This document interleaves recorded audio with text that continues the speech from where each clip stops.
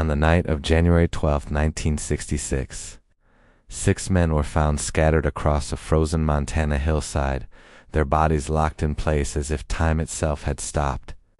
There were no signs of a struggle, no visible wounds, and no attempt to escape the cold that killed them. By dawn, the snow had already begun to cover the truth.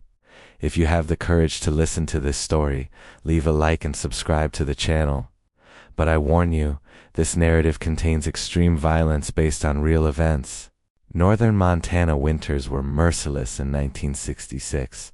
Temperatures dropped well below zero after sunset, and winds cut across open land with enough force to strip heat from exposed skin in minutes. Snow didn't fall gently there.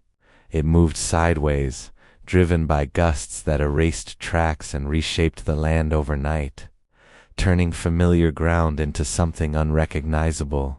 The area where the men were found sat miles from the nearest town, reachable only by a single unplowed road that disappeared after the first heavy storm. Ranchers and workers in the region knew that once winter settled in, mistakes became fatal. Equipment failed, vehicles stalled, and the cold showed no mercy to anyone caught unprepared. The 6 men were seasonal workers, loosely connected through hauling and maintenance jobs tied to a remote supply route. They weren't close friends, but they knew each other well enough to trust one another in harsh conditions. That night, they were supposed to make a short trip to check equipment before an incoming storm closed access entirely. They never made it back. When the first body was discovered, the position raised immediate questions. The man was upright, leaning forward, one hand outstretched as if reaching for something just beyond his grasp. There were no footprints leading away from him, no signs he had tried to run. He had simply stopped moving, frozen where he stood. That detail would haunt investigators. Search teams initially assumed exposure. Montana winters had claimed lives before, but as more bodies were found, the pattern became impossible to ignore. Each man had stopped in a different location, yet all within sight of one another. None had huddled together for warmth. None had attempted to build shelter. It was as if they had been told to stay where they were. The snowstorm arrived less than an hour after the estimated time of death.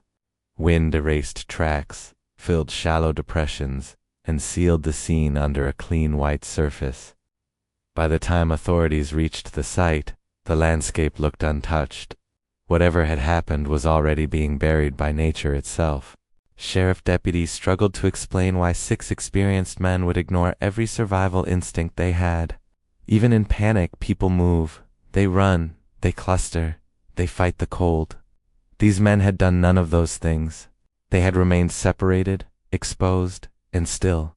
That suggested fear of something worse than freezing. Rumors spread quickly through nearby communities. Some said the men had crossed someone they shouldn't have. Others whispered about a dispute that escalated in silence. A few refused to speculate at all, insisting that certain questions were better left unanswered when winter was involved. The cold, they said, doesn't kill without help. When investigators reviewed weather reports, another unsettling fact emerged. The temperature drop that night had been sudden, but not unexpected. Any local would have known it was coming, which raised a troubling question. Why were those 6 men still out there when the storm hit? Investigators began by reconstructing the men's final hours. Fuel receipts, radio logs, and witness statements placed them on the hillside just before dusk, hours ahead of the storm's peak. They weren't stranded by surprise. They chose to be there. That choice alone challenged the exposure theory and hinted at a reason more urgent than weather. Each man had adequate winter clothing, gloves were on, coats zipped, 2 carried emergency rations. One had a flare gun that was never fired. Survival training wasn't the issue. Whatever stopped them wasn't ignorance of the cold, something that overrode instinct, something that convinced 6 men to stay put as temperatures fell. The spacing between bodies was deliberate. Roughly equal distances, clear lines of sight. From any position, a man could see at least 2 others. That arrangement wasn't accidental. It suggested coordination. Men placed, not scattered. And placement implies authority, spoken or implied, strong enough to be obeyed. Radio equipment recovered from a nearby truck complicated matters further. The set had been functional, tuned correctly, and switched off. No distress calls were logged. No attempts to reach town. Someone had decided silence was safer than asking for help, or had been told it was. Local ranchers quietly shared a detail they hadn't mentioned before. That hillside sat near a winter corridor used for moving supplies without paperwork. Not illegal exactly, but sensitive. Routes changed often. Access depended on trust. Outsiders weren't welcomed, especially during storms when mistakes couldn't be corrected. 2 of the 6 men were new to the area. The others weren't. That imbalance mattered. Veterans of the route would have known when to leave, when to stop, when to listen. If something changed that night, it likely came from outside the group and was taken seriously enough to follow. Autopsies revealed no trauma, no drugs, no alcohol. Deaths were ruled hypothermia, but timing suggested a rapid decline. They didn't wander. They didn't collapse gradually. They stopped almost together, as if waiting, as if expecting something to happen before the cold finished the job. One deputy noted something chilling in his report. The men's faces showed no panic, no fear, no struggle, just resignation, the kind seen when options disappear, when resistance seems worse than compliance. That expression raised a darker question investigators avoided asking aloud. What could convince 6 men that standing still in a blizzard was the least dangerous choice? By the time the question formed, the snow had erased everything else. Tracks vanished, markers disappeared, the hillside returned to blank white, and with each passing hour the possibility of proving anything slipped further away, sealed beneath ice and silence. By morning, rumors had already outrun facts. Some said the men were waiting for a supply drop that never came. Others whispered about an unmarked convoy seen moving without lights just before the storm hit. No official record confirmed it, but in isolated places, absence of paperwork didn't mean absence of activity. A snowplow operator claimed he'd heard engines uphill around midnight, heavy ones, too heavy for ranch trucks. When questioned again weeks later, he recanted, saying the wind must have played tricks on him. The change raised eyebrows, but without evidence. It was logged and forgotten. One of the victims, Harold Mays, carried a folded note in his pocket. It contained only a time and a set of coordinates. Investigators dismissed it as work-related. No effort was made to trace who wrote it. The coordinates matched the hillside exactly. That coincidence was never publicly explained. The truck left behind held more questions. The keys were in the ignition, fuel tank nearly full, heater functional. Any one of the men could have stayed inside and survived. None did. That fact alone shattered the exposure narrative. You don't abandon warmth unless something else feels more dangerous. A Forest Service map recovered later showed a route penciled in red, crossing directly behind where the men stood. The markings weren't official. Someone had drawn them by hand. When asked, officials said the map couldn't be authenticated. Then it disappeared from evidence. Families pushed for answers. The county offered condolences and finality, accidental exposure, tragic timing, case closed. But privately, a coroner admitted something felt wrong. Hypothermia kills slowly. These men died too neatly, too uniformly, as if the cold had been allowed to finish a decision already made. One widow said her husband had warned her days earlier. If something happens, he told her, it won't be the weather. She reported this twice. It never appeared in the final file.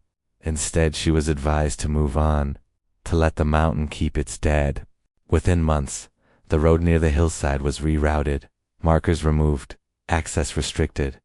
Locals understood the message without it being spoken. Some places weren't meant to be revisited. Some truths weren't meant to surface once the snow melted. And so the official story hardened like ice.